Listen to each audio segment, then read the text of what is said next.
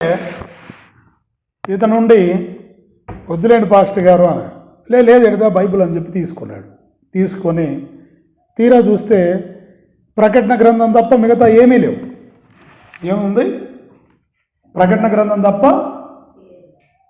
ఏంట్రా ప్రకటన గ్రంథం తప్ప ఏమీ లేదు, ఏమైంది అంటే, అయ్యా పాస్టర్ గారు మీరే కదా ప్రతిసారి ఏమన్నారు, నమలాలి, తినాలి, మింగేయాలి, ఆస్వాదించాలి అన్నారు.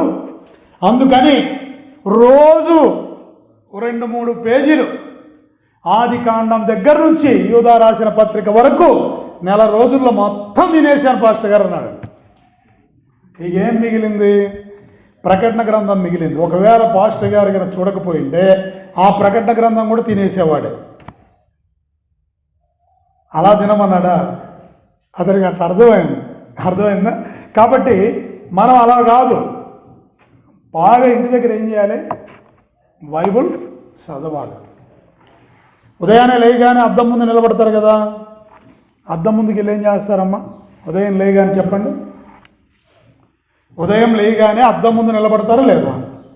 నిలబడతారు కదా.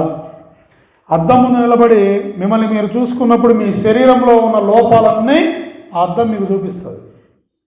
జుట్టు చెదిరిపోయిందా ఇట్లా అనుకోవడానికి, సరిగా నా బట్టలు బాగున్నాయా లేవా అన్నీ కూడా నీకు అద్దం చూపిస్తుంది.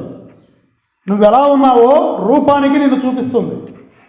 కానీ అంతరంగం లోపల నువ్వు బాగుండాలంటే, లోపల నువ్వు సరిగా ఉండాలంటే, లోపల ఉన్న లోపాలు పోవాలంటే బైబుల్ అనే అద్దం దగ్గర కూర్చోవాలి ఉదయం లేసి. అర్థమైందా? నువ్వు బైబుల్ అనే అద్దం ముందు పెట్టుకొని కూర్చున్నావు అనుకో, పైనున్నది కాదు, నీ హృదయంలో ఏముందో, నీ మనసులో ఏముందో, నీ తలంపుల్లో ఏముందో ఈ అద్దం చూపిస్తూ ఉంటే నువ్వేం చేయాలి? సరి చేసుకొని ప్రార్థన చేసుకోవాలి. అది అర్థమైందా? ఎవరికే బైబిల్ మోసే వాళ్ళలాగా మనం ఉండకూడదు. ఎలా ఉండకూడదు? చెప్పండి. ఇంటి దగ్గర నుంచి బైబిల్ మోసుకొచ్చారా లేదా? మళ్ళీ మోసుకొని వెళ్తారు. మోసుకునే క్రైస్తవులుగా మనం ఉండకూడదు. బైబిల్ చెంతలో పెట్టుకొని మోయడం కాదు మన బాధ్యత. మోసే ఆ బైబిల్లో ఉన్నటువంటి జ్ఞానాన్ని నీ హృదయంలో మనసులో నింపుకునే క్రైస్తవులుగా ఉండాలని దేవుడు కోరుకుంటాడు. నువ్వు మోసే వ్యక్తిగా ఉంటే నీ వల్ల దేవునికి ఉపయోగం లేదు. ఎవరిలా ఉండాలి? ఆ లోపలున్న ఆ మోసే ఆ బైబిల్లో దేవుని మాటలను నీలోకి నింపుకున్నప్పుడు ఉపయోగం. ఎంతమంది బైబిల్ తెల్ల పేజీలు ఉన్నాయో చూపించండి. మీ బైబిల్ మీ బైబిల్ తెల్లగా ఉన్నాయి కదా అంటే మీ హృదయాలు నల్లగా ఉన్నాయని అర్థం. మీ బైబిల్ ఎంత తెల్లగా ఉంటే అంత నల్లబడిపోయినట్టు. అంటే మీ బైబిల్ చదవట్లా. ఈ వాక్యం మీ లోపలికి వెళితేనే మీ హృదయాలు తెల్లగా అవుతాయి. ఈ బైబిల్ ఎంత నల్లబడుతుంటే అంత మీ హృదయము తేటగా అవుతూ ఉంటుంది. మీరు అంత దేవునికి దగ్గర అవుతూ ఉంటారు. అర్థమైందా? అట్లన్నమాట. నల్లగా కావాలని చెప్పి పొరపాటున మీరు మళ్ళీ మట్టి చేతిలో పూసుకొని తిప్పారు. అట్టగా అర్థమైందా? పాస్టర్ గారు ఇటువంటి నల్లగైపోయింది ఈ వారము అని కాదు. మీ పేజీలు ప్రతిరోజు చదివి తిప్పి బైబిల్ ఏమవ్వాలి? నలిగిపోవాలి. బైబిల్ ఎంత నలిగిపోతుంటే మీ జీవితాలు అంతగా వెలిగించబడతాయి. అర్థమైందా? కాబట్టి ఈ సమయంలో కాసేపు మనం ఈ వాక్య భాగం లోపలికి వెళదాం. లోపలికి వెళదాం. ఇప్పుడు ఇక్కడ ఒక వ్యక్తి గురించి చెప్తున్నారు. ఎవరా వ్యక్తి? ఇంతకీ ఎవరు? కయీను. ఈ కయీను ఎవరంటే, దేవుడు మొట్టమొదట మనిషిని చేశాడు కదా, తన పోలికలో నరుని చేశాడు. అతని పేరేంటి? ఆదాము. అతనికి ఒక స్త్రీని ఇచ్చాడు. ఆ స్త్రీకి పేరు పెట్టింది ఎవరు? ఆదాము పెట్టుకున్నాడు. హవ్వ అని పేరు పెట్టాడు. వాళ్ళిద్దరికి పుట్టిన మొదటి సంతానం ఎవరు? కయీను. వాళ్ళిద్దరికి పుట్టిన మొదటి సంతానమే కయీను. ఇప్పుడు ఆ కయీను గురించి మనం నేర్చుకుంటున్నాం. ఎందుకు బైబిల్లో కయీను వంటి వారై ఉండరాదు అన్నాడు. ఏమన్నాడు? యోహాన్ అంటున్నాడు, యేసు ప్రభువుకి రొమ్మును ఆనుకునే వ్యక్తి, యేసు ప్రభువుకి ఎప్పుడూ కూడా ఆయన రొమ్ముకు దగ్గరగా ఉన్న వ్యక్తి, యేసు ప్రభు ప్రేమను అతి సమీపంగా చూసిన వ్యక్తి, ఆయన ప్రేమను ఆస్వాదించిన వ్యక్తి యోహాన్ అంటున్నాడు, మీరు కయ్యూని వంటి వారై ఉండరాదు. ఎవరి వంటి వారై ఉండకూడదంట? కయ్యను వంటి వారై ఉండరాదు అంటున్నాడు. మరి ఈరోజు మనం ఎవరిలాగా ఉన్నాం అనేది మనం ఆలోచించాలి. ఓకేనా? మనం ఎవరిలాగా ఉన్నాం మనల్ని మనం పరీక్షించుకోవాలి. ఇంతకీ కయ్యను ఏం చేశాడు? ఇతనిలాగా ఎందుకు ఉండొద్దని వాక్యం చెప్తుంది, దేవుడు ఎందుకు చెప్తున్నాడు మనతోటి అనేది మనం ఈరోజు పరిశీలన చేసుకుందాం. మొదట కయ్యను వంటి వారమై ఉండరాదని చెప్తూ వాడు దుష్టుని సంబంధి అంటున్నాడు. ఎవరి సంబంధి అంట? దుష్టుని అంటే సాతాను. వాడు బలి దొరుకుతాడు మనకు చీప్గా, అవును కదా? వాడు దుష్టుడే. కానీ ఆ దుష్టుడి యొక్క సంతానం ఎలా ఉంటుంది, వాడి ఆలోచనలు ఎలా ఉంటాయి, ఇది తెలుసుకోవాలి. దుష్టుని యొక్క ఆలోచనలు ఎలా ఉంటాయి అనేది మనకు అర్థం కావాలి. ఎప్పుడు కూడా ఎదుటి వానికి చెరుపు చేయాలని చూస్తూ ఉంటాడు దుష్టుడు. ఏం చేస్తుంటాడు చెప్పండి? ఏం చేస్తుంటాడు? ఎదుటి వారికి తినొచ్చారా తినకుండా వచ్చారా? చెప్పండి. తినొచ్చారా తినకుండా వచ్చారా? తినలేదా? నిజం చెప్పండి. మరి ఎందుకని ఇంత నీరసంగా ఉన్నారు? తిరిగి అంత చక్కగా ఆన్సర్ చెప్తుంటే అంత చక్కగా వాక్యం అనేది వినపడతా ఉంటుంది. ప్రభు మనతో మాట్లాడతాడు. కాబట్టి దుష్టుని సంబంధి అని రాయబడింది ఇక్కడ. అంటే దుష్టుడు అంటే ఎవరు? ఎదుటి వానికి హాని చేయాలనే ఆలోచన కలిగిన వాడు దుష్టుని సంబంధే. నిష్కారణంగా ఎదుటి వారి మీదకి పోయేవాడు దుష్టుని సంబంధే. ఎవరు మన జోలికి రాకపోయినా పని కట్టుకొని ఎదుటి వాడి మీదకి పోయేవాడు ఎవడు? దుష్టుని సంబంధే. వాడు ఎవడు ఆలోచనతో ఉంటాడో? సాతాను ఆలోచనతో ఉంటాడు. అర్థమైందా? తర్వాత ఇంకోటి ఉంది, తన సహోదరుని చంపెను. అర్థమైందా? తర్వాత ఎందుకు చంపాడా అంటే ఇక్కడ చెప్తున్నాడు, అతని క్రియలు చెడ్డవట, సహోదరుని క్రియలు మంచివి, నీతి గలవై ఉండెను అన్నాడు. అందుకే కదా తమ్ముడిని చంపాడు. అంటే ఇతను మంచిగా ఉండడం అన్నకి ఇష్టం లేదు. అందుకని అతని చెడు అతనికి కనబడుతుంది ఇతని మంచి ముందు. కాబట్టి తమ్ముడిని ఏం చేశాడట? ఇంతకీ వీళ్ళిద్దరి మధ్య ఎందుకు గొడవలు అయ్యాయి ఏంటనేది ఇప్పుడు మనం అర్థం చేసుకోం. ఆదికాండము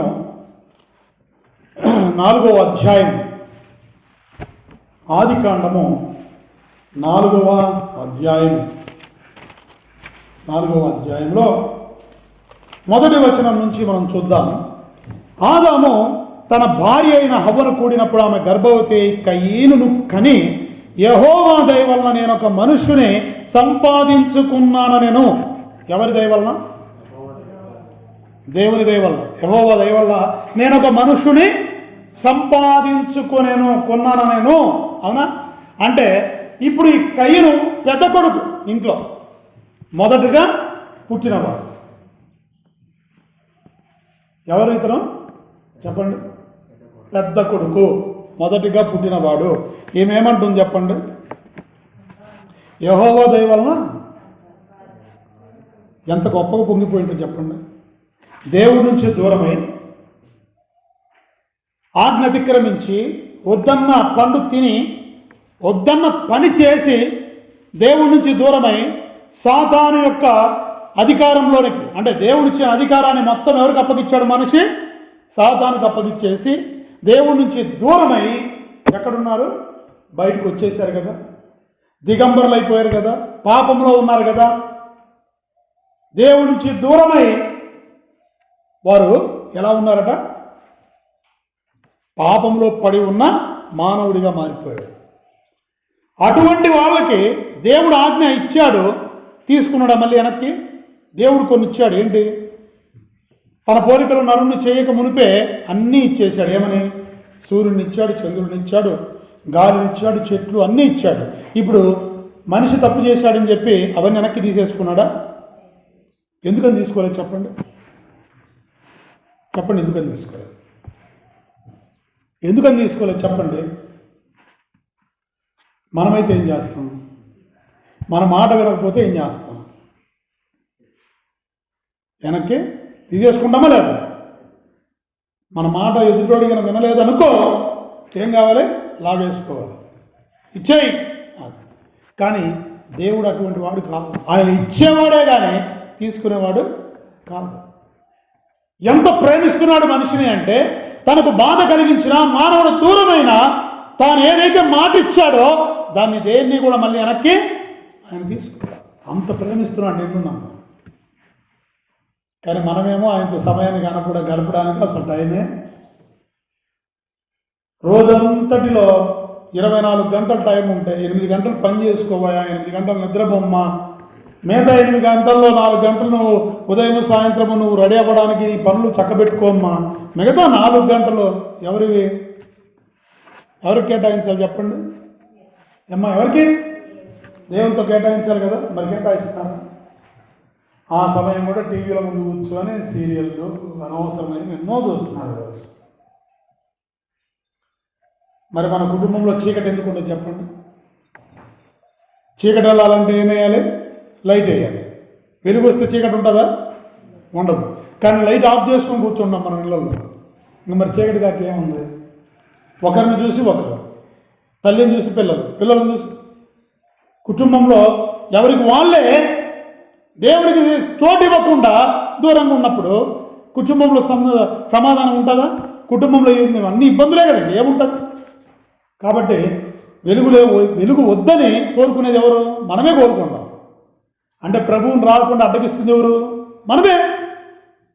అందుకే ఈరోజు ఎన్నో కుటుంబాల్లో రోదన కారణం ఏంటంటే వెలుగు లేదు, లైట్ వేయట్లేదు. చీకట్లోనే ఉండి మేము వెలుగులో ఉన్నామనుకుంటున్నారు, భ్రమ. అర్థమైందా? కాబట్టి దేవునితో సమయం కేటాయించాలి, దేవునికి నచ్చని వాటిని దూరంగా ఉంచాలి. అప్పుడు మాత్రమే కుటుంబం క్షేమంగా ఉంటుంది. అర్థమైందా? కాబట్టి ఇక్కడ గమనిస్తే ఆ విధంగా దేవుడు ఎంతో ప్రేమించి మనిషికి చెప్పాడు ఏమనంటే, మీరు ఫలించి అభివృద్ధి పొంది భూమిని నిండించండి అన్నాడు.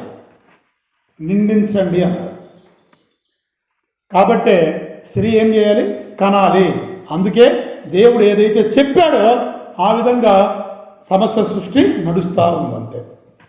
ఇప్పుడు ఒక కుమారుని కన్నది యెహోవా దయ వలన వాళ్ళకు దేవుడు గుర్తున్నాడు. దేవుడి నుంచి దూరమైన దేవుడు గుర్తున్నాడు. దేవుని స్తుతిస్తున్నారు.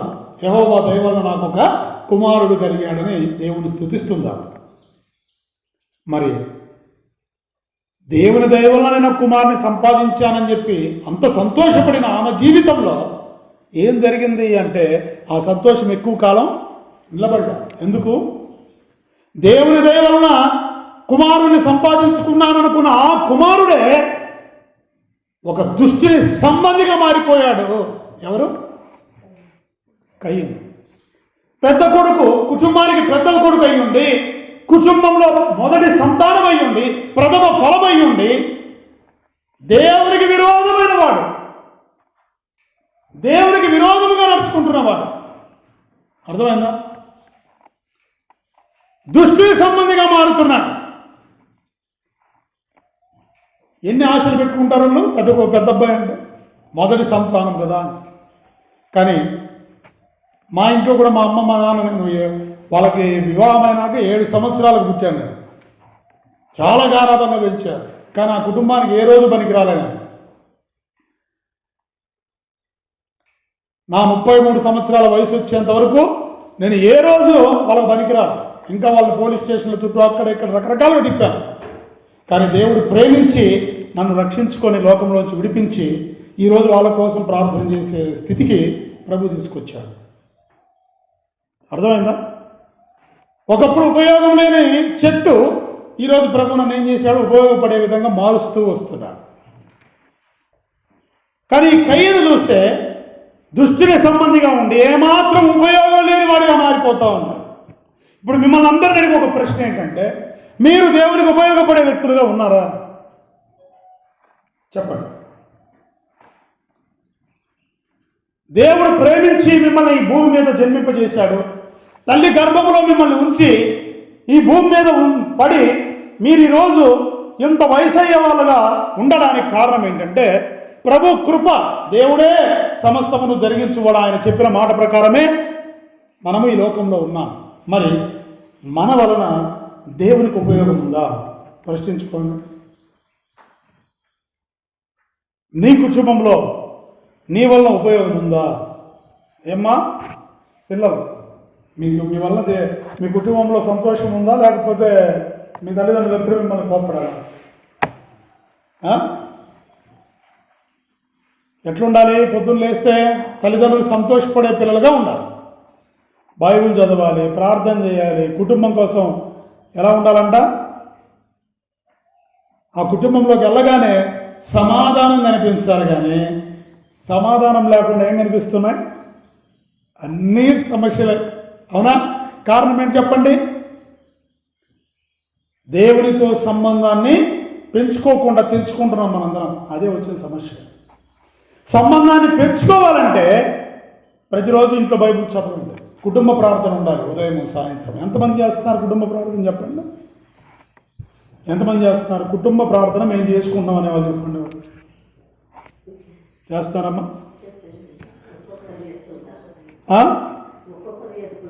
ఒక్కొక్కరు చేసుకుంటే బలం అనేది ఎవరికి పెరుగుతుందంటే పెరగాల్సినోడే పెరుగుతుంది. కుటుంబం అంతా కలిసి చేసుకుంటే బలము కుటుంబంలో ఉంటుంది. ఎందుకంటే కుటుంబం అంతా కలిసి ప్రార్థిస్తున్నప్పుడు పరిశుద్ధాత్ముడు ఒక్కొక్కరిలో ఐకమత్యాన్ని తీసుకొస్తాడు.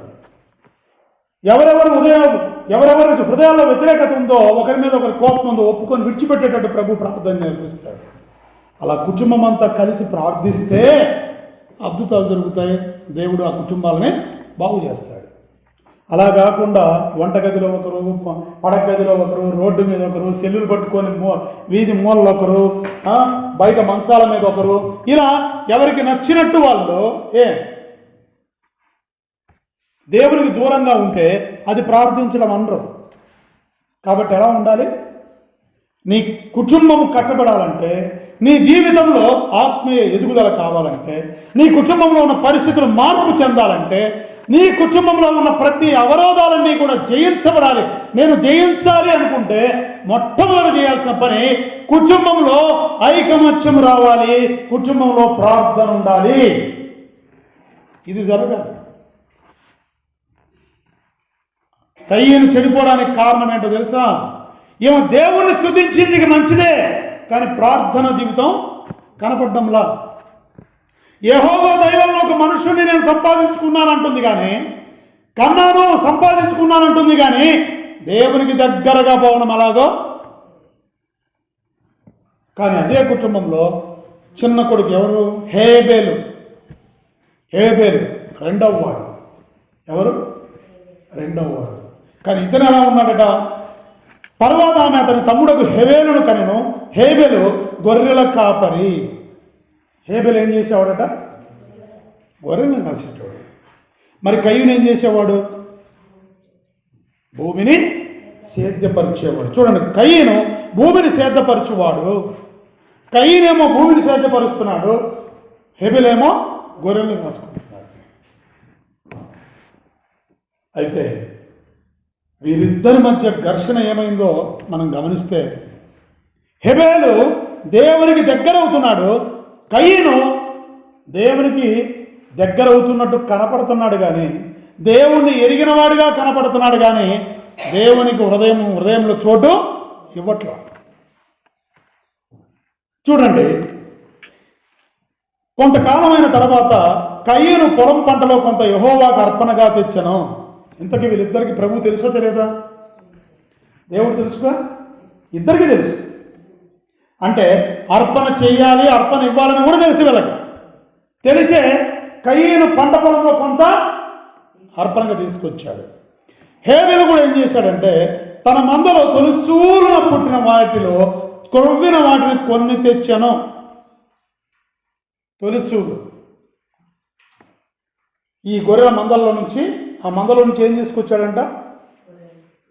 ఏంటి తీసుకొచ్చాడు?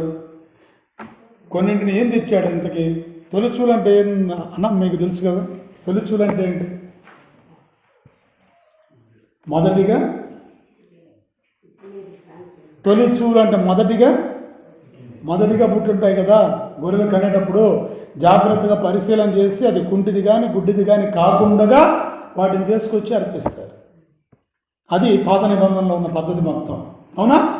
ఇప్పుడు హేబెలు ఏం చేశాడంటే గొర్రెల కాపరయ్యుండి తొలి చూలను పుట్టిన వాటిని తీసుకొచ్చి అర్పణగా తీసుకొచ్చాడు. ఇప్పుడు ఇద్దరు ప్రభు సన్నిధికి వచ్చారు. మనలాగా మనం ఎలాగైతే వచ్చి కూర్చొని మనం ఉన్నామో ఇలాగే వాళ్ళు అప్పుడు బలిపీఠం మీద ప్రభువుకి అర్పించడానికి దేవుడికి అర్పించడానికి వీళ్ళిద్దరు ఏం చేశారంటే ఇదిగో మందలో తొలిచూలు పుట్టిన వాళ్ళ కూగిన వాటిని కొని తెచ్చాను. యెహోవా హేబెలును అతని అర్పణను లక్ష్య పెట్టెను. వచ్చారు కదా. ఎవరు తీసుకొచ్చిన వాటిని తీసుకున్నాడు ప్రభు, ఆయన అంగీకరించాడు. హేబెలు తీసుకొచ్చిన వాటిని అంగీకరించాడు. కానీ ఇక్కడ ఒక మాట బాగా గమనించండి. కయీనును అతని అర్పణను ఆయన లక్ష్య పెట్టలేదు. కాబట్టి ఎవరిని లక్ష్య పెట్టలేదు? కయీను అర్పణనా, కయీను కూడానా? కయీనును మరియు అతను తెచ్చిన అర్పణను రెండిటిని దేవుడు తిరస్కరించాడు, వద్దన్నాడు, అంగీకరించాలి. ఎందుకో చెప్పండి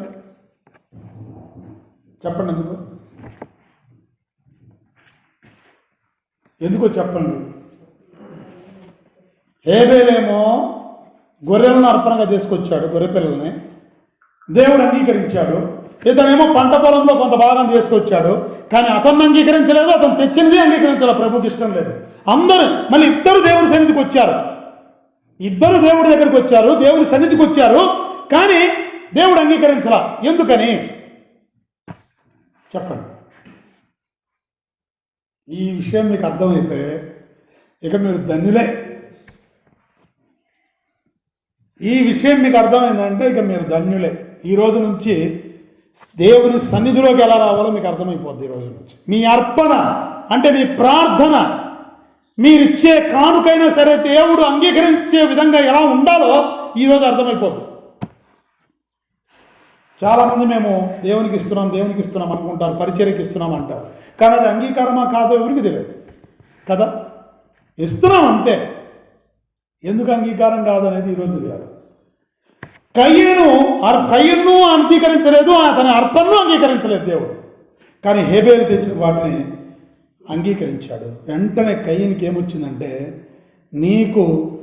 మిక్కిలి కోపం వచ్చి అతడు తన ముఖము చిన్నబుచ్చుకొనగా, ముఖం ఏం చేశాడు? మార్చుకున్నాడు. అంగీకరించలేదని ఎంబడి అర్థమైపోయింది. ఎందుకో చెప్పండి. పంటలో కొంత భాగం తెచ్చాడుగా. పంటలో కొంత భాగం తెచ్చాడు లేదా? అతనేమో గొర్రెలు కాస్తున్నాడు కాబట్టి గొర్రె పిల్లలు తెచ్చాడు, ఇతను వ్యవసాయం చేస్తున్నాడు కాబట్టి తెచ్చాడు. మరి ఎందుకు అంగీకరించలేదయ్యా అంటే బాగా అర్థం చేసుకోండి. తన క్రియలు చెడ్డవి, సహోదరి క్రియలు మంచివి. అంటే హేబెలు అబద్ధం ఆడడంలా, కానీ కయీను చిన్నప్పటి నుంచి అబద్ధాలు ఆడుతున్నాడు. మీకు అర్థం కాదని చెప్తున్నాను. హేబెలు తల్లిదండ్రులకు విధేయుడిగా ఉన్నాడు, కానీ కయీను ఎదిరించేవాడిగా ఉన్నాడు. హేబెలు ఉన్నదున్నట్టు మాట్లాడుతున్నాడు, కయీను మాత్రం లోపల పెట్టుకొని బయట మాట్లాడుతున్నాడు. హేబెలు ప్రతి విషయంలో కృతజ్ఞత కలిగి ఉన్నాడు, ప్రతి దాంట్లో, కానీ కయీను మాత్రం నువ్వేం చేసావు నాకనే పరిస్థితిలో ఉన్నాడు. అర్థం కాదని చెప్తున్నా. అంటే ప్రతి విషయంలో హేబెలు నడుచుకునే విధానము మొదటి నుంచి కయీనికి లోపల ఏం పెరుగుతుంది? అతని మీద కయీను హృదయంలో కోపం ఉంది, పగ ఉంది, కుట్ర ఉంది. తమ్ముడి మీద మొదటి నుంచి ఇతనికి ఏముంది? వ్యతిరేకత ఉంది. అర్థమైందా? ఇప్పుడు చెప్పండి. కయీను హృదయంలో మొదటి నుంచి ఏముంది? తమ్ముడి మీద. కయీను మంచిగా ఉంటే ఇతనికి నచ్చట్లా. ఇతను చెడ్డవాడై హేబెలు యొక్క మంచితనాన్ని గుర్తించలేక హేబెలు మంచిగా ఉంటే ఇతనికి కోపం వస్తుంది. అతను తల్లిదండ్రులకు విధేయుడిగా ఉంటే ఇతనికి కోపం వస్తుంది. అతను నిజాలు మాట్లాడుతుంటే ఇతనికి కోపం వస్తుంది. అంటే ఇప్పుడు తెలియకుండానే హేబెలు మీద కయీనుకి ఏమేర్పడింది? రోజు రోజుకి పగ, కోపము పగగా మారుతుంది, పగ కుట్రగా మారుతుంది, విద్వేషం పెంచుకుంటున్నాడు. హృదయం నిండా రకరకాల హేబెల్ మీద రకరకాల కుట్రలతో నిండి ఉన్నాడు ఆల్రెడీ. ఎప్పటి నుంచి? మొదటి నుంచి. ఇప్పుడు చెప్పండి, ఇన్ని నింపుకొని ఎదుటోడి మీద మనం ప్రార్థన చేస్తే దేవుడు వింటాడా? చెప్పండి. ఇన్ని నింపుకొని హృదయంలో పగబెట్టుకొని ప్రార్థన చేస్తే ప్రభుని వింటాడా? హృదయంలో కుట్ర పెట్టుకొని ప్రార్థన చేస్తే దేవుడు వింటాడా? మన ప్రార్థన అంగీకరిస్తాడా? నీ కుటుంబంలో ఒకరికి పడదు, నువ్వు ప్రార్థన చేస్తే దేవుడు వింటాడా? భార్యాభర్తల మధ్యకు సమాధానం లేదు, నువ్వు ప్రార్థన చేస్తే దేవుడు వింటాడా? పిల్లల మీద తల్లిదండ్రులకు సమాధానం లేదు, తల్లిదండ్రులకు పిల్లల మీద సమాధానం లేదు, దేవుడు ప్రార్థన వింటాడా? నీ అన్నదమ్ముల మీద నీకు హృదయంలో కుట్రుంది, నువ్వు ప్రార్థన చేస్తే వింటాడా దేవుడు? ఎవరన్నా పక్కన వాళ్ళు ఎదుగుతుంటే నీకు కోపం వస్తుంది, వాళ్ళు పచ్చగా ఉంటే నీకు కోపము రగిలిపోతుంది హృదయంలో, అంటే నీ ప్రార్థన సన్నిధిలో దేవుడు వింటాడా? చెప్పండి. మరి కయ్యను ప్రార్థన ఎందుకు వింటాడా? ఇప్పుడు చెప్పండి, ఎందుకు కయ్యనును అతని అర్పణను దేవుడు అంగీకరించలేదు? ఇప్పుడు చెప్పండి. దేవునికి నువ్వు అర్పణ అర్పించాలంటే దేవుడు చూసేది నీ అర్పణ ఎంత గొప్పదో కాదు, నీ హృదయంలో ఏముందో అని చూస్తున్నాడు దేవుడు. దేవుడు హృదయాన్ని కోరుకుంటాడు ఆయన నివాసం చేయడానికి, అంతేగాని నువ్విచ్చే అర్పణ గొప్పదైనంత మాత్రాన నువ్వు ఎలా ఉన్నా ఆయన పట్టించుకోవడానికి ఉంటే దేవుడు లంచగొండి కానే కాదు. జాగ్రత్త. అర్థమైందా? ఇప్పుడు చెప్పండి, ఎందుకు కయ్యనును అతని అర్పణను దేవుడు ఎందుకు లక్ష్య పెట్టలేదు? అతను దేవుడి సన్నిధికి వచ్చినప్పుడు అతని హృదయంలో పగ ఉంది. దేవుని సన్నిధికి వచ్చినప్పుడు అతని హృదయంలో ప్రతీకార భావం ఉంది. దేవుని సన్నిధికి వచ్చినప్పుడు అతని హృదయంలో కోపం ఉంది. తమ్ముడి మీద ఎనలేని పగ కుట్రతో నిండి ఉన్నాడు. కాబట్టి ముందు నీ హృదయాన్ని సరి చేసుకో కయ్యను అని దేవుడు చెప్తున్నాడు. నీ అర్పణ వద్దు, నువ్వు వద్దు, పోవాయా అంటున్నాడు దేవుడు. ఇప్పుడు చెప్పండి, దేవుని సన్నిధికి ఎలా రావాలి? చెప్పండి. టీవీలో సీరియల్ అన్నీ హృదయంలో పెట్టుకొని నువ్వు ప్రార్థన చేసి స్తోత్రం స్తోత్రం అంటే ప్రభు ఏంటో, టీవీలో సెల్ ఫోన్లో రీల్స్ అన్నీ చూసి చూసి నీ బుర్రలోకి ఎక్కించుకొని ఆదివారం వచ్చి స్తోత్రం ప్రభు స్తోత్రం అంటే నీ స్తోత్రం ప్రభు అంటే నీ స్తోత్రం వద్దు ఆత్రం వద్దు నాయన, నీ పక్క పోనాయన అంటాడు. అర్థమైందా? అంటే మనం ఇతరుల మీద కోపం ఉండకూడదు, పగ ఉండకూడదు, కుట్ర ఉండకూడదు. ఎవరి మీద హృదయంలో దేవునికి నచ్చని విషయాలు మన హృదయంలో లేకుండా మనం దేవుని సన్నిధిలో కడిపించాలి. అప్పుడు కదా ప్రభు అంగీకరిస్తాడు నీ ప్రార్థన, నా ప్రార్థన. అవునా కదా? నేను చెప్తున్నానా? ఇక్కడ ఇదిగో అది విషయం. ఇప్పుడు చెప్పండి, కయ్యను ప్రార్థన దేవుడు అందుకే అన్నాడు, నీ అర్పణ వద్దు, నువ్వు వద్దు, పక్కకు నాయన పక్కకు పద. ప్రభువా నేను మందిరానికి ఒక బియ్యం బస్తా ఇచ్చాను ప్రభువా, నీ బియ్యం వద్దు ఏమొద్దు, పక్కకు పోనాయన. నీ హృదయంలో అందరి మీద కోపం ఉంది, అందరి మీద కుట్ర ఉంది. నీ మనసు మార్చుకోలే, హృదయం మార్చుకోలే, నీ బుద్ధి మార్చుకోలే, నీ అలవాట్లు మార్చుకోలే, ఏమీ మార్చుకోకుండా నువ్వు ఇచ్చేది ఎవరు? దేవుడు నీ జీవితం మారాలనుకుంటున్నాడు. నువ్వు పాపిగా ఉండకూడదని ప్రాణం పెట్టాడు ఆయన. అవునా?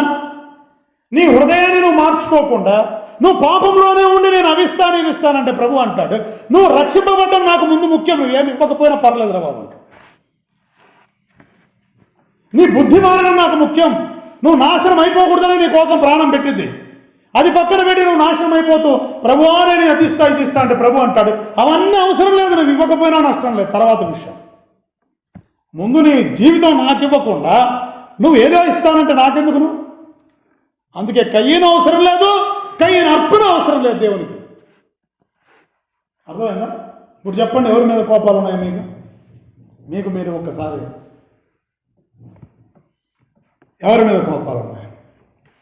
భార్య మీద, భర్త మీద, పిల్లల మీద, అన్నదమ్ముల మీద, అక్క చెల్లెల మీద, సేవకుల మీద, సేవకురాళ్ళ మీద, తోటి విశ్వాసుల మీద, ఇరుగు పొరుగు వారి మీద, ఇంటి చుట్టుపక్కల వాళ్ళ మీద, ఎవరి మీద మీకు కోపాలు ఉన్నాయో మీరే ప్రశ్నించుకోండి. అప్పుడు దేవుని సన్నిధిలోకి మీరు వచ్చి ప్రభువా ప్రభువా అన్న ప్రభు అంటాడు, నువ్వు వద్దు, నీ అర్పణ వద్దు, నువ్వు ముందు నీ బుద్ధి మార్చుకోను అంటే. నీ అలవాట్లు ఏమున్నాయి మార్చుకో, లేకపోతే కష్టం.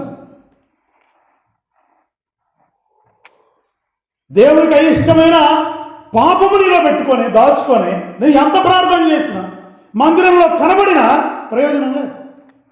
అర్థమైందా? ఓ పెద్ద సభ జరుగుతాం, దగ్గర ఒక 2-3 వేల మంది పెద్ద సభ. ఆ సభ ఎంతగా పెట్టారంటే ఒక చిన్న పాప, 10 సంవత్సరాలు ఉన్న పాప కరపత్రికలు తీసుకొని అందరికీ పంచుతూ ఉంది. ఆ సంఘ పెద్ద అనుకుంటున్నాడు, ఈ పిల్లకి పిచ్చా గుబులా పెట్టింది సభ క్రైస్తవుల కోసం అయితే కరపత్రికలు పంచుతుందని చెప్పి ఆయన వింతగా చూస్తూ ఉన్నాడు. ఈ అమ్మాయి పంచుతూ ఉంది, అందరికీ పంచుకుంటూ చివరికి సంఘ పెద్ద దగ్గరికి వచ్చింది. అయ్యా కరపత్రిక తీసుకోమంటే, ఈ అమ్మాయి నీకు తెలుసా నేను ఎవరో? అయ్యా మీకు కరపత్రిక తీసుకోండి, చదవండి, దేవుని ప్రభు సువార్త నమ్మండి, తీసుకోండి అంటే, అమ్మ నేను ఎవరో తెలుసా? ఈ మీటింగ్ పెట్టించింది నేనే, ఇంత పెద్ద మీటింగ్ జరుగుతుంది, దీనికి ఖర్చు పెట్టింది నేనే, మొత్తం ఆర్గనైజ్ చేసింది నేనే, ఈ టెంట్ పెట్టింది నేనే, భోజనాలు పెట్టించేది నేనే, మొత్తం నేనేనమ్మా అంటే రక్షణ పొందారా అని అడిగింది అమ్మాయి. అసలు నీకు అర్థమవుతుందా లేదా? నేను సంఘానికి పెద్దని, నేను ఏదైనా చెప్తే సంఘంలో ఎవరు కాదనరు అంటే అమ్మాయి ఉంటుంది, మీరు రక్షణ పొందారా అంకుల్ అంటుంది. నీకేమైనా అర్థమవుతుందా లేదా అమ్మాయి? నేను ఎవరు అనుకుంటున్నావు? అది కాదు, మీరు రక్షణ పొందారా, మనసు మార్చుకున్నారా? ఆ అమ్మాయి పదే ఈ మాట అడుగుతుంటే అతనికి అప్పుడు అర్థమైంది. అతను మారు మనసు పొందలా, బాప్తిసం పొందలా, కానీ సంఘానికి పెద్ద అయిపోయాడు. డబ్బు హోదాను బట్టి ఏమయ్యాడు? సంఘానికి పెద్ద అయ్యాడు. ఆ పాప పదే అడుగుతుంటే అప్పుడు అర్థమైంది అతనికి.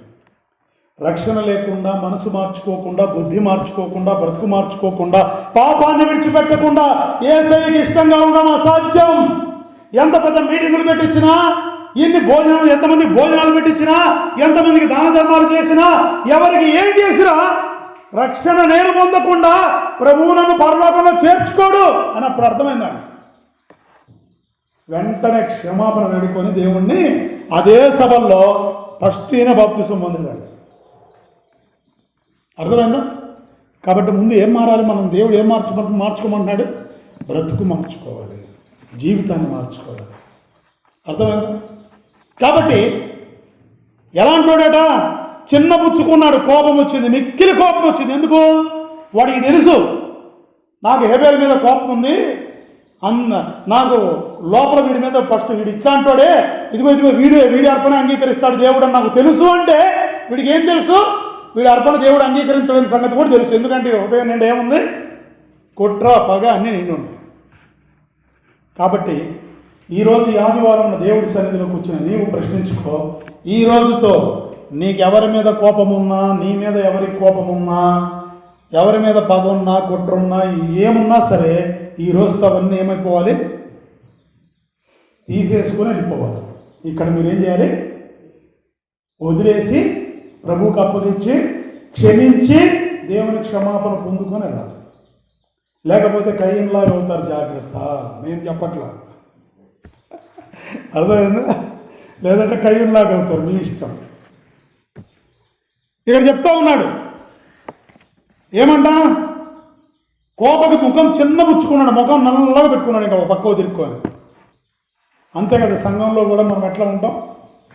వాక్యం ఏదన్నా మనకు తగిలిందనుకో, ఈరోజు నా గురించే చెప్పారు కావాలని మనసులో పెట్టుకొని నాకే చెప్పాడు, ఈరోజు నాకే తగిలిందంటే నీవు తగలడం కాదు నాయన, దేవుడు నిలబెట్టి సేవకుడు చెప్పమంటే చెప్పాడు, అది నీకే తగులుతుందంటే అర్థం ఏంటంటే నువ్వు మారాలి. ఎక్కడో నీ లోపల చాలా లోపాలు ఉన్నాయి, దిద్దుకోమని దేవుడు హెచ్చరిస్తున్నాడు. అంతేగాని నా కోసం చెప్పాడు, నన్నే అన్నాడంటే కాదు. అర్థమైందా? అలా ఎప్పుడు అనుకోకూడదు. కాబట్టి దిద్దుకోవడానికి ప్రయత్నం చేస్తే దేవుడు సంతోషిస్తాడు మన పొరపాట్లు. ఇక్కడ చూడండి, ముఖం చిన్నపుచ్చుకున్నాడు. ముఖం చిన్నపుచ్చుకుంటే ప్రభు ఏమంటున్నాడు చూడండి, యెహోవా కయీనుతో నీకు కోపమేలా, ముఖము చిన్నపుచ్చుకొని ఉన్నావేమి? నీవు సత్క్రియ చేసిన ఎడల తల ఎత్తుకొనవా? సత్క్రియ చేయని ఎడల వాకిట పాపం పొంచి ఉండును, జాగ్రత్త. హెచ్చరిక చేస్తున్నాడు ముందుగానే. ఇప్పుడు నీకు నీ జీవితంలో నువ్వు ఏ విధంగా ఉన్నావో దేవుడు తన సేవకుల ద్వారా చెప్పినప్పుడు ఏం చేయాలి? మార్చుకోవాలి, లేకపోతే ప్రమాదం ముంచుకొస్తుంది. ఇక్కడ దేవుడు ముందుగానే కయ్యని హెచ్చరిస్తున్నాడు లేదా ప్రేమించి? ఎంత ప్రేమిస్తే ముందుగానే చెప్తున్నాడు. నీ కోపం ఎందుకయ్యా? కయ్యను కోపం ఎందుకు? నీ తమ్ముడి మీద నువ్వు హృదయం ఎంత పగబెట్టుకొని ఉన్నావు తెలుసా నీకు?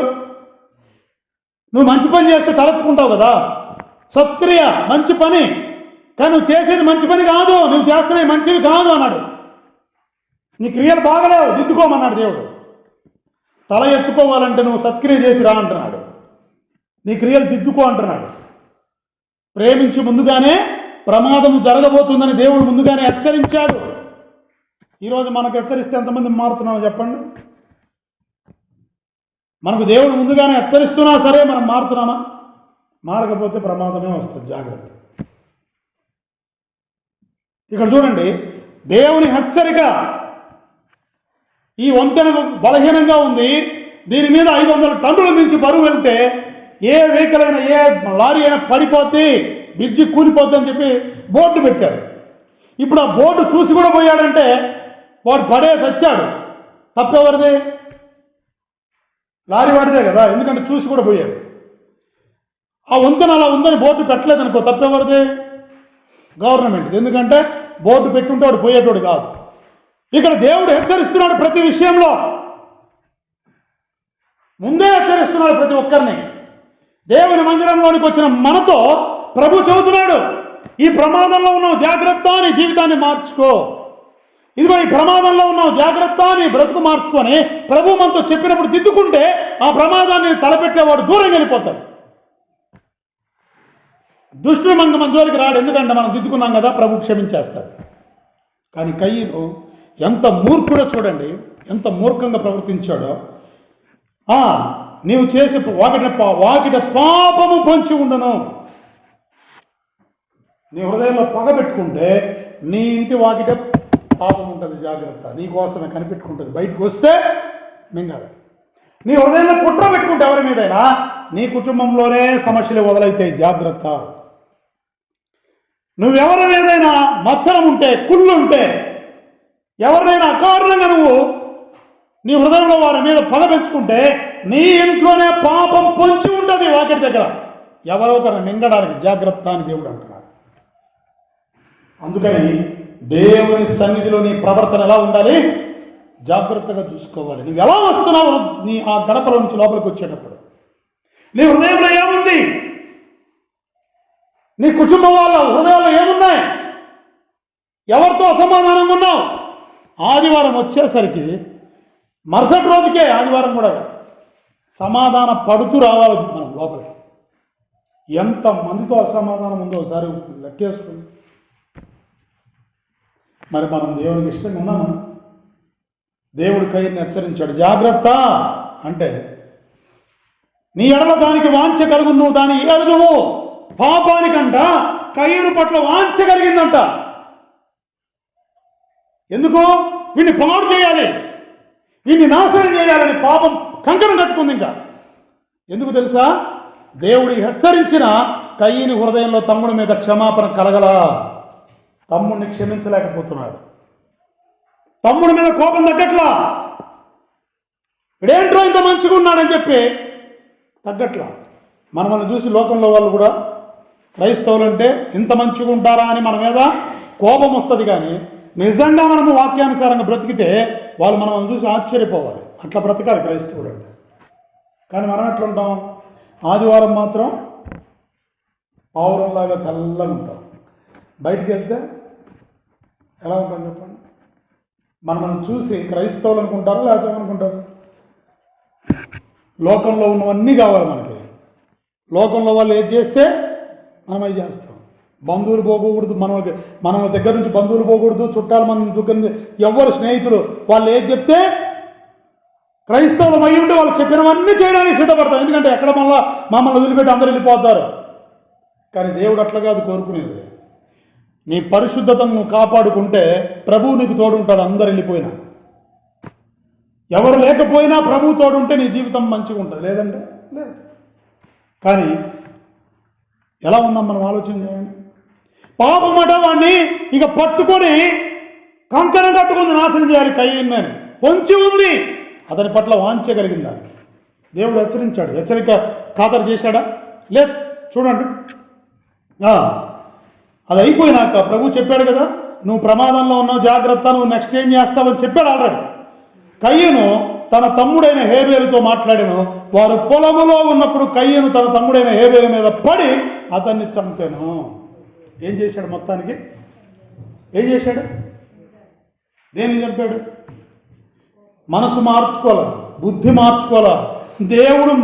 దేవుడు ముఖాముఖిగా మాట్లాడారు, నాయనా నువ్వు పాపంలో పడిపోతున్నావు, పాపము నిన్ను ఏలడానికి రెడీగా ఉంది, పాపము నిన్ను లాక్కొని పోతుంది, నిన్ను నాశనం చేస్తుంది, నీ కోపం తీసేసుకో, నీ ముఖం చిన్నపుచ్చుకో, మాకు సత్క్రియ చేయి, నీ చెడుతనం విడిచిపెట్టని ప్రభు చెప్తుంటే కూడా వీడు మనసు మార్చుకునేటట్లేదు. మనసు అప్పటికైనా మార్చుకోవాలిగా. దేవుడు నాలో ఉన్నవన్నీ చూపిస్తున్నాడే, అయ్యయ్యో నేను మొత్తం విడిచిపెడితే బాగా మంచిగా ఉంటుందని చెప్పి అప్పటికైనా ప్రార్థనలు ఏం చేయాలి?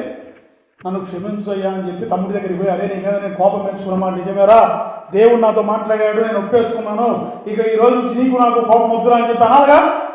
ఆ మాట అందులో ఏం చేశాడు? కయీను హేబేలుతో మాట్లాడాడు, గొడవ పెంచుకున్నాడు. ఏం చేశాడు? గొడవ. మనం కూడా చాలాసార్లు అవతలోడు తగ్గుతున్నా మనం ఏం చేస్తాం? తగ్గేదే లేనే లేదు, తగ్గను. అవతలోడు మౌనంగా ఉంటున్నా కానీ మనం ఇంకా రెచ్చిపోతాం. బైబిల్ చేతులు లేకపోతే ఈరోజు నేను అంతు చూసేవాడిని అంటాం, ఎక్కువ మాట్లాడుతూ. ఆదివారం కాబట్టి బతికిపోయావు, రేపు చూసుకుందాం నీ కథ అంటాం. నిజమే కదా? ఇంట్లో కూడా గొడవ మొదలైతే ఏమంటారు? చిలికి గాలి వానవుతుంది. ఏమన్నా కొద్దిగన్నా కానీ తగ్గుతామా? తగ్గే ప్రశ. భర్త ఒక మాట అన్నాడు, భార్య మౌనంగా తలంచుకుంటూ అయిపోదు. గొడవ ఉంది, మౌనంగా తలంచుకుంటూ అయిపోద్ది. కానీ ఏం చేస్తాం మనం? ఏం చేస్తాం చెప్పండి? నువ్వు నన్ను అంత తోడి, మా అమ్మే చిన్నప్పటి నుంచి మా అమ్మ నాన్న ఏమనలేదు, మా వాళ్ళే నన్ను కూర్చోబెట్టి ఒక పని చేయకపోతే నువ్వెవడరా, నీకెవడరా పని చేయాలని చెప్పి గొడవ వేస్తారు. ఇలా మొదలై ఏమవుతుంది? గొడవ పెంచుకొని చిన్నగా రోడ్డు మీదకి వస్తారు. రోడ్డు మీదకి వచ్చి జనాలంతా గుమిగూడాలి. ఏం జరిగింది అంటే పలానా వాళ్ళ ఇంట్లో పలానా గొడవ, పలానా అనుకున్నారు, పలానా జరిగిందని రోడ్డు మీద 10 మందిలోకి వచ్చి వీళ్ళు గొడవ పడుతున్న సంగతి వాళ్ళకే తెలియనంత గొడవ జరుగుతుంది. అవసరమా చెప్పండి? 4 గోడల మధ్య ఏం చేయాలి? ఇద్దరు తలుపేసుకొని తుక్కు కొట్టుకోండి, కానీ బయటికి రామాకండి. అర్థమైందా? భార్య భర్తను కొడతాడో, భర్త భార్యను కొడుతుంది, ఎట్లా కొడతారో. రూమ్లోకి పోయి రూమ్లో తలుపేసుకొని 3వ వ్యక్తి రానివ్వకుండా ఏ యుద్ధం చేసుకుంటారో చేసుకోండి, కానీ బయటకు వచ్చి మాత్రం ఒకరి మీద ఒకరి చేతులు వేసుకొని మంచిగా ఉండండి. అంటే కొట్టుకోమని మాత్రం కాదులేదు, మళ్ళీ కొట్టుకోవాలండి దయచేసి. అట్లని కాదు, అంటే కూర్చొని మాట్లాడుకోని ఇంట్లో 3వ వ్యక్తిని మీ మధ్యకు రాని మాట. ఈరోజు పాపము సిద్ధంగా ఉంది, పాపము పొంచి ఉంది కుటుంబాలను నాశనం చేయడానికి, పాపం పొంచి ఉంది భార్యాభర్తలను నాశనం చేయడానికి, పాపం పొంచి ఉంది తల్లిదండ్రుల పిల్లలను నాశనం చేయడానికి, పాపం పొంచి ఉంది నీ భక్తి జీవితాన్ని పడగొట్టడానికి. దానికి అవకాశం ఇవ్వకుండా ఉండాలంటే ఈరోజు నువ్వు మారు మనసు పొందాలి. దానికి అవకాశం ఇవ్వకుండా ఉండాలంటే నీ హృదయంలో ఎవరి మీద కోపం ఉందో దాన్ని వదిలేసుకోవాలి. దానికి అవకాశం ఇవ్వకుండా ఉండాలంటే దేవునికి విరోధంగా నీ ఇంట్లో ఏముందో దాన్ని ఈరోజే విడిచిపెట్టాలి. అప్పుడు అది నీ పాకెట్ నుంచి పారిపోదు. అర్థమైందా? కాబట్టి ఏం చేయాలి? ఇప్పుడు మాట్లాడాడు, పొలంలోకి వెళ్ళి మాట్లాడాడు, అవునా? ఇంటికి వెళ్ళి తల్లిదండ్రులతోనన్నా చెప్పాలా, ఇక అన్నాడు ఈ రకంగా, సరే నాకు ఏదో కోపం వచ్చింది అనుకోని మాట్లాడుకోవాలా. డైరెక్ట్గా బయటికి తీసుకెళ్ళిపోయాడు పొలంలోకి, ఎవ్వరు లేదు చూశాడు, గొడవ పెంచుకున్నాడు, ఒక పెద్ద రాయి తీసుకున్నాడు, తలకేసి పడని చంపేశాడు.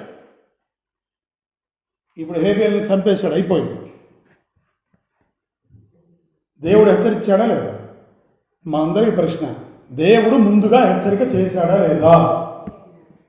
ఇలాగే మనందరి జీవితాల్లో మన హృదయంలో ఏముందో, మన మనసులో ఏముందో దేవుడు ఇక్కడ సేవకుడు నిలవబెట్టుకొని నీ జీవితంలో నువ్వు మార్పు పొందకపోతే ఇలా జరుగుతుంది జాగ్రత్త అని దేవుడు హెచ్చరిస్తున్నా సరే ఖాతరు చెయ్యకే ఈరోజు ఎన్నో సమస్యలు పొందించుకుంటాం.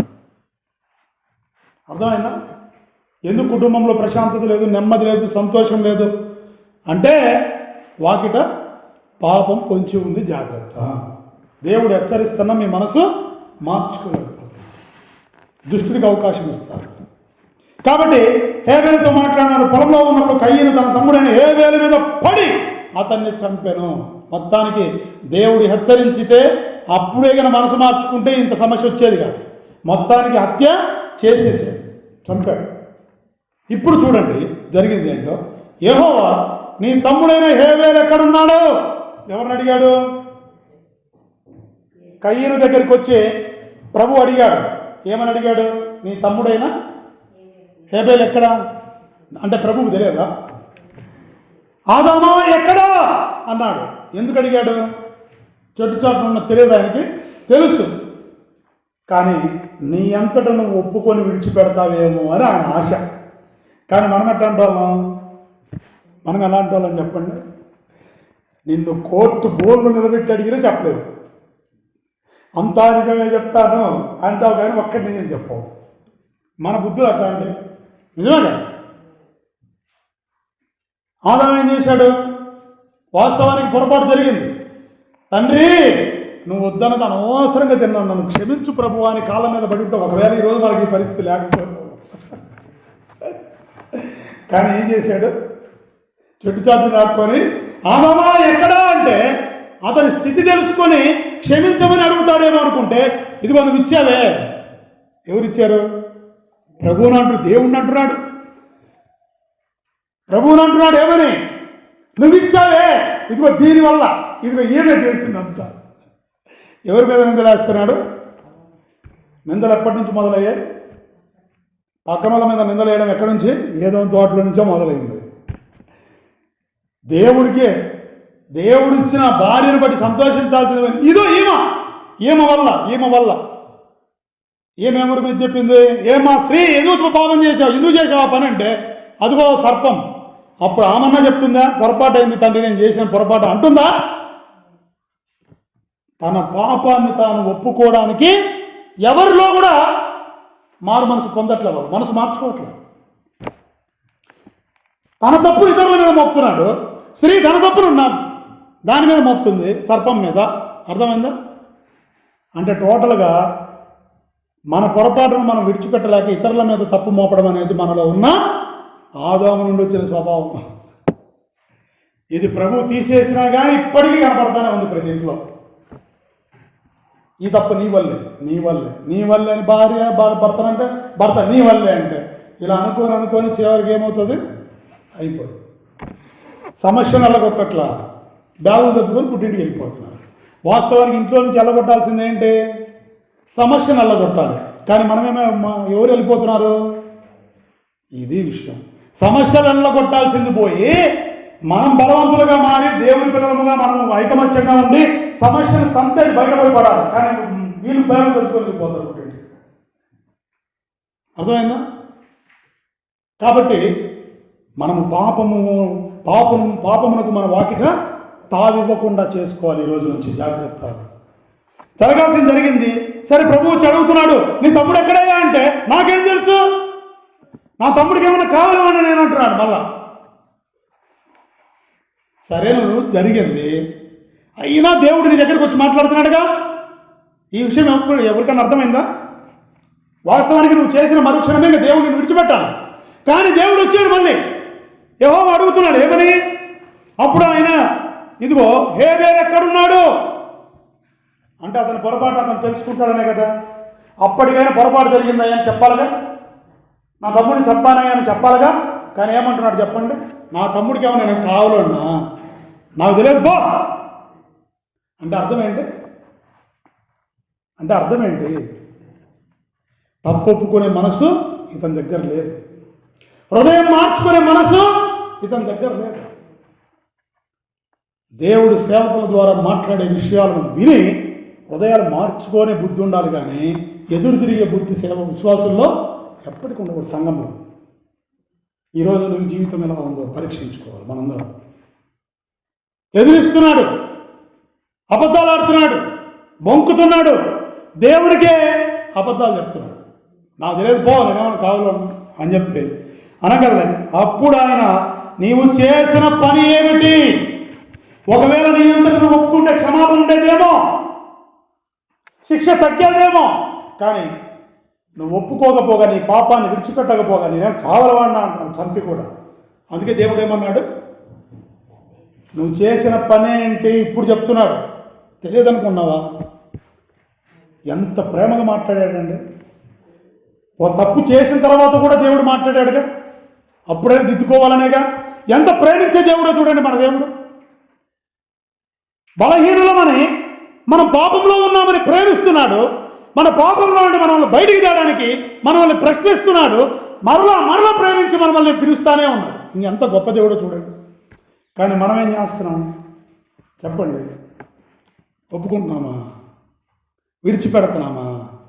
ప్రభువుకు దగ్గర అవ్వడానికి మనలో ఉన్న పాపాన్ని తీసేసుకుంటున్నామా? ఆలోచించండి. అంత ప్రేమించే దేవుడు మనకు ఉన్నప్పుడు ఆయన ఎంత ప్రేమించాలి మనం? చూడండి, నీ చేతిలో నుండి కావున నీ తమ్ముని రక్తము నీ చేతిలో నుండి పుచ్చుకున్నటకు నోరు తెరిచిన ఈ నేల మీద ఉండకుండా నీవు శపింపబడిన వాడవు.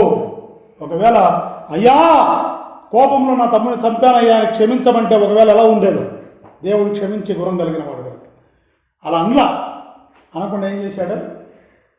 బొంకాడు, అబద్ధమాడాడు, ఎదిరించాడు, చేసిన తప్పును కప్పిపుచ్చుకున్నాడు, ఇంకా పాపంలోనికి వెళ్తున్నాడు. పాపం పట్టుకుంది, వాంఛగా పడింది వాడి మీద, లాక్కొని పోతుంది. వాడి దుష్టుడికి సంబంధించాడు. చివరికి దేవుడి నుంచి దూరంగా వెళ్ళిపోయేదానికి పాపం వాడిని లాక్కొని పోతుంది. అందుకే దేవుడు అంటున్నాడు, ఈ భూమి మీద ఉండకుండా నువ్వు శపించబడిన వాడివి నేల మీద అన్నప్పుడు వెళ్ళిపో అన్నప్పుడు వీడేమనాలి? నువ్వు నేలను చేతపరిచినప్పుడు అది నీకు తన సారమును ఇక మీద నీకు ఇయ్యదు. నువ్వు వ్యవసాయం చేస్తే పంట సరిగ్గా రాదు. నువ్వే పని చేసినా నీ కష్టార్జితం నీ చేతికి రాదు. ఎందుకంటే నీ హృదయంలో పాపం ఉంది, నీ హృదయంలో కుట్ర ఉంది, నీ హృదయంలో ద్వేషం ఉంది,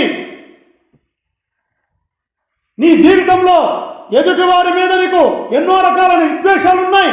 ఎవరి మీద నీకు సమాధానం లేదు. కాబట్టి నీ కష్టార్జితము ఎంత కష్టపడ్డా మిగలడంలా, ఎంత కష్టపడ్డా నీ ఇంటికి ఆ పంట రావట్లా.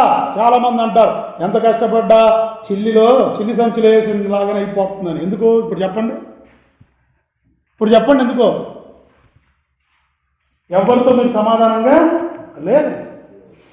కుటుంబంలో లేదు, బయట లేదు, ఇంట లేదు, ఎక్కడ లేదు. దేవునితో కూడా సమాధానం లేదు. క్షమాపణ హృదయమే లేదు, క్షమించే గుణమే లేదు ఎదుటోడిని. అలాంటప్పుడు నీ సంచి చిల్లు పడక ఏమవుతుంది చెప్పండి? అందుకే ప్రభు అంటున్నాడు, కయ్యను నువ్వు సేద్యపరిచినప్పుడు ఆ పంట ఫలం ఇవ్వదంటున్నాడు. చూడు, సారమిక మీద నీకు ఇయ్యదు. సారము కలిగి ఒక క్రైస్తవుడిగా నువ్వు ఫలించాలంటే ఈరోజు నీ హృదయంలో ఉన్న ప్రతి కక్ష కుట్రను దేవుడి ఎదుట వదిలేయాలి. అప్పుడు మాత్రమే సమాధానం కలిగి ఉండాలి, క్షమించాలి. క్షమాపణ హృదయం కలిగినప్పుడే దేవుడు నిన్ను సారవంతమైన క్రైస్తవుడిగా, ఫలము ఫలించే, దేవుడికి ఇష్టమైన ఫలాలు ఫలించే వ్యక్తిగా నిన్ను మారుస్తాడు. లేకపోతే లేదు. కయ్యను వంటి వారై ఉండరాదు అంటున్నాడు దేవుడు. చూడండి, ఇంకా ఏమంటున్నాడంటే, నీవు భూమి మీద దిగులు పడుచు దేశ దిమ్మరివై. ఇక గాలికి తిరిగేవాడు ఉంటాడే దేశ దిమ్మరి, పట్టుకొని తిరుగుతూ ఉంటారంతే. ఇంకా అర్థమైందా? నువ్వు దేశ దిమ్మరివై తిరుగుతావు అన్నాడు. ఆ విధంగా శపించాడు కదా. నేను ఈ ప్రదేశము నుండి ఆ మాట అన్నప్పుడు కయ్యను ఏమనాలి? అయ్యా పొరపాటు జరిగిందని అప్పటికే అనాలా? పొరపాటు జరిగిపోయిందయ్యా, క్షమించయ్యా, ఇంత పొరపాటు చేసి నీ సన్నిధిలోంచి నన్ను పంపించొద్దయ్యా అని వేడుకోవాలి. కానీ ఏమంటున్నాడు తెలుసా? కయ్యను నా దోష శిక్ష నేను భరించలేనంత గొప్పది అతనికి అతనే ఒప్పుకుంటున్నాడు. అంటే దేవుడు క్షమించడా? ఎంతటి పాపినైనా క్షమించే దేవుడు కదా ప్రభు. నువ్వు తప్పు చేసినా నీ దగ్గరికి వచ్చి మళ్ళీ మాట్లాడుతున్నాడు అంటే అర్థం ఏంటి? మొట్టమొదటి నా బిడ్డలు పుట్టినవాడు, అర్థమైందా? కాబట్టి వీడిని క్షమిద్దామనే హృదయంతోనే ప్రభు వచ్చాడు దగ్గరికి, పిలిచాడు. నాయన నువ్వు చేసింది ఒప్పుకుంటావేమో క్షమిద్దామని. కానీ ఇతను ఇంకా రెచ్చిపోయి పాపం లాక్కొని దేవుడి నుంచి దూరం చేయడానికి తీసుకెళ్ళిపోతుంటే వీడంటున్నాడు నా దోష శిక్ష చాలా పెద్దది. మరి పెద్దదనే కదా చెప్పింది. నువ్వు దరిద్రుండి, పడికి మానుండి, చండాలుండి, వెదవని తల బాదుకునే కంటే ప్రభువా నన్ను మార్చంటే సరిపోతుంది కదా. నువ్వు దరిద్రుడనే కదా దేవుడు ప్రాణం పెట్టింది. నువ్వు పడికి మానుడి వరకు కదా ప్రభు ప్రాణం పెట్టింది నీ కోసం. మరి నువ్వు కూర్చొని నేను దరిద్రుడిని అట్టాంటి ఇట్టాంటి అనుకునే కంటే ప్రభు వైపు చూసి ప్రభు క్షమించంటే దేవుడు క్షమిస్తాడు కదా. ఈ మాట మాత్రం అడగం మనం ఎవరిని, ప్రభువుని అడగం. అర్థమైందా? ప్రభువుని ఈ మాట అడగం, కానీ ఇంట్లో మాత్రం అందరం తల బాదుకొని ఇట్లా బాదుకుంటూ ఉంటాం. ప్రభువుని అడగ బాబు అయిపోతుంది, క్షమించేస్తాడు ఆయన. క్షమించడా? క్షమించే దేవుడు ఆయన. ప్రేమించి మన కోసం ప్రాణమే పెట్టాడు. నువ్వు పడిపోయినా ఆయన లేవనెత్తగలిగిన దేవుడు. చూడండి, గొప్పది. నేడు ఈ ప్రదేశం నుండి నన్ను వెళ్ళగొట్టితివి. వెళ్ళగొట్టాడా? ఆయన వెళ్ళగొట్టాడా? నువ్వే వెళ్ళిపోయేటట్టు చేసుకున్నావా? చెప్పలే. ఏమండి చెప్పండి. ఇప్పుడు మనం దేవుడు వెళ్ళగొట్టాడా? వెళ్ళగొట్టే విధంగా చేసుకున్నది అతను ఎవరు చేశారు చెప్పండి? అతనికంతా అతనే కదా. దేవుడు వెళ్ళగొట్టడానికి వచ్చాడా? ప్రేమించడానికి వచ్చాడా? ప్రేమించి తప్పు ఒప్పుకుంటాడేమని వచ్చాడు, కానీ ఒప్పుకోకపోగా ఎదిరిస్తూ ఉన్నాడు, అందుకని శపించాడు. ఇప్పుడు వీడు అంటున్నాడు, వీడే అనుకుంటున్నాడు వెళ్ళగొట్టితివి. మళ్ళీ నింద చూడండి, దేవుడి మీద నిందేస్తున్నాడు. అర్థమైందా? దేవుడి మీద నిందేస్తున్నాడు. ఈరోజు మనం ఎంతమంది మీద నింద రాస్తాం చెప్పండి. మన పొరపాట్లు మనం దిద్దుకోవడానికి సమయం ఇచ్చినా సరే మనం ఎదుటోళ్ళ మీద నింద రాస్తాం. ఆ నింద వేసే గుణము మానుకోవాలి. తర్వాత చూడండి, నీ సన్నిధి రాకుండా వెలివేయబడి దిగులు పడుతూ భూమి మీద దేశ దిమ్మరమై ఉందును. వీడు చెప్పుకుంటున్నాడు. ఎవరు వెలివేశారు నాయన? హృదయం మార్చుకొని, మనసు మార్చుకొని, బుద్ధి మార్చుకొని, జీవితాన్ని మార్చుకొని వచ్చి కూర్చోరు ఆయన అంటే నీ గురువు ఊహించుకొని ఇక నన్ను దేవుడు రానియడలే, నేను ఎక్కడ మందిరంలోకి వస్తాలే, నేను నాలాంటి వాడికి చోటు ఎక్కడుంది కానీ నీ గురువు అనుకుంటే ఎవరేం చేస్తారు? నీకు నువ్వు అనుకోకూడదు, తప్పదు. అర్థమైందా? నీకు నువ్వు ఊహించుకుంటే ఎవరేం చేస్తారు? నువ్వు రావాలి కానీ క్షమించడానికి కానీ సిద్ధంగా ఉంటే నీ అంతటా నువ్వు వెళ్ళిపోవడానికి ఇష్టపడి చూడండి, వెళ్ళిపోయబడి సన్నిధికి రాకుండా అంట క్షమించడానికే ప్రభు పిలిస్తే, అరే నాయన కయ్యను నీ తమ్ముడేడని ప్రభు అడిగాడు, క్షమించమని అడగాల, తప్పు ఒప్పుకోవాలా? ఒప్పుకుంటాడేమో అనుకుంటే వీడిగా ఎదిరించి ఈడెళ్ళిపోతే కాక నాకు నీ సన్నిధి వద్దు, నువ్వొద్దని వీడి హృదయంగా కొట్టుంది. బాగా చల్లారుగా వాడు హృదయంలో చెడుతనం పోలా, అందుకని అది ఇంకా దేవుడి నుంచి దూరం చేస్తూ ఉంది. కాబట్టి నీ హృదయం ఎలా ఉంది? ఈరోజు ప్రశ్నించుకో. సేవకుల మీద నిందలేస్తున్నావా? తోటి విశ్వాసుల మీద నిందలేస్తున్నావా? ఇంట్లో వాళ్ళ మీద నిందలేస్తున్నావా? ముందు నీ హృదయం మార్చుకో, నిందలేకుండా. అర్థమైందా? అంటున్నాడు, భూమి మీద నన్ను కనుగొన్నవాడెవడో వాడు నన్ను చంపునని యెహోవాతో నేను. మరి నీ తమ్ముడు చంపినప్పుడు తెలియదు నీకు? ఎవడన్నా చంపుతానని భయపడతాడు ఆయన. మరి నీ తమ్ముడు చంపే అంత సులభంగా? ప్రాణం అంటే అంత అలుసా? చెప్పండి.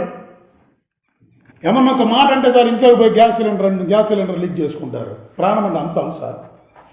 ఏమన్నా ఒక మాట అంటే చాలు కిరోసిన్ పోసి పెట్రోల్ పోసుకొని తగలబెట్టుకుంటారు. ఏమంత అలుసా? ఏమన్నా అంటే చాలు రూట్లోకి వెళ్ళి తలుపు వేసుకొని గొల్లె పెట్టుకొని ఊరేసుకుంటారు. అంత అలుసా? ప్రాణం అంటే అంత అలుసా? ఆలోచన చేయండి. దేవుడు ఎంత ప్రేమించి ఇచ్చాడు నీకు ఆ ప్రాణం. ఆయనని నాసికారంధ్రాల్లో ఊదగా నరుడు జీవాత్మ ఆయన ప్రేమించి నేను యొక్క ఊదాడే నీ నాసికారంధ్రాల్లో, నిన్ను ప్రేమించాడే. నువ్వు బ్రతికుండి పాపము విడిచిపెట్టి నిత్య నరకంలోనికి పోకుండా నువ్వు నిత్య జీవానికి వారసుడు కావాలని ప్రాణమే పెట్టాడు నీ కోసం. కానీ నువ్వు సులభంగా ప్రాణం పోగొట్టుకోవడానికి వస్తావే. చిన్న గొడవ జరిగితే చాలు రైలు పట్టాల కింద పడతావు. ఏమనాలి చెప్పండి? చిన్న గొడవ జరిగితే చాలు పిల్లల్ని చేసుకుపోయి ఏట్లు దూకుతారు కొంతమంది. అయితే తెలివి లేని మూర్ఖులు, కయ్యలు లాంటి వాళ్ళు, దుష్టుడి సంబంధుల వాళ్ళు. క్షమాపణ హృదయం లేదు, తగ్గింపుతనం లేదు, విధేయత లేదు. ఇవన్నీ పక్కన పెట్టి దుష్టుని సంబంధులు వీళ్ళు. ఏమన్నా అంటే చాలు సాతాను గడి ఇలా లాక్కొని పోతుంటాడు చిన్నగా. ఎక్కడున్నాడు? వాకిట. ఇలాంటి వాళ్ళు వాకిటే పొంచి ఉంటాడు. జాగ్రత్త. ప్రతి చిన్నదానికి అలగడం, ప్రతి చిన్నదానికి ముఖం నల్లగబెట్టుకోవడం, చిన్న మాటకు కూడా కోపాలు తెచ్చుకోవడం, ఇలాంటి వాటిలో ఇంటి దగ్గర ఇంటి వాకిటే పాపం పొంచి ఉంటుంది. నువ్వు బయటికి పోతే లాక్కొని వెళ్ళిపోతాడు. జాగ్రత్త. ఈ రోజు నుంచి ఆ స్థితికి మానుకోకపోతే జాగ్రత్త. తల్లిదండ్రులు కోప్పడితే చిన్న విషయానికి అలగడం తప్పు. తల్లిదండ్రులు కోప్పడే హక్కు వాళ్ళకు ఉంది. దేవుడు తన శిక్షను తల్లిదండ్రుల ద్వారా ఖరారు చేస్తాడు మిమ్మల్ని బాగు చేయడానికి, మీ భవిష్యత్తును కాపాడడానికి. అది నీకు నచ్చకపోతే ఏమైపోతావు?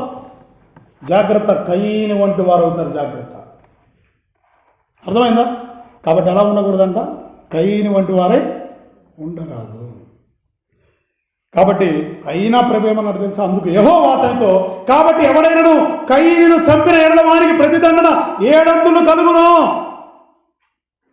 దేవుడు ఎంత మంచోడండి. చస్తే చావరా, నువ్వు చేసిన పనికి నేనేం చేయాలని వాళ్ళ ప్రభు ఏమనాలి? చస్తే చావరా, నువ్వు కనపడితే ఎవడో ఒకటి చంపేస్తాడని చెప్పాలి. కానీ ప్రభు ఏమంటున్నాడు? నిన్ను చంపిన వాడికి 7 శిక్ష, క్షమించి ఏం చేశాడు మళ్ళీ తనకి? ఎవరు నిన్ను చంపరు, నిన్ను చంపితే 7 శిక్ష కలుగుతుంది పో అన్నాడు. అంటే వీడిని శపించి పంపించేటప్పుడు కూడా ప్రేమ చూపిస్తున్నాడు మళ్ళా. అప్పుడేకైనా కాళ్ళ మీద పడాలా వద్దండి? ఇంత ప్రేమించే ప్రభు ఎదురుగా వచ్చి ఇంత క్షమించి ప్రేమ చూపుతుంటే అప్పటికైనా కాళ్ళ మీద పడాలి. ఇంకా నేను పోనాయా ఆయన సన్నిధిలో నుంచాను. అప్పటికైనా వీడికి జాలి హృదయం లేదు. అసలు జాలి కరుణ అనేది వీడికి లేదు. హృదయం దుష్టుడి సంబంధి. వీడు రేగిపోతున్నాడు దూరంగా వెళ్ళిపోవడానికి.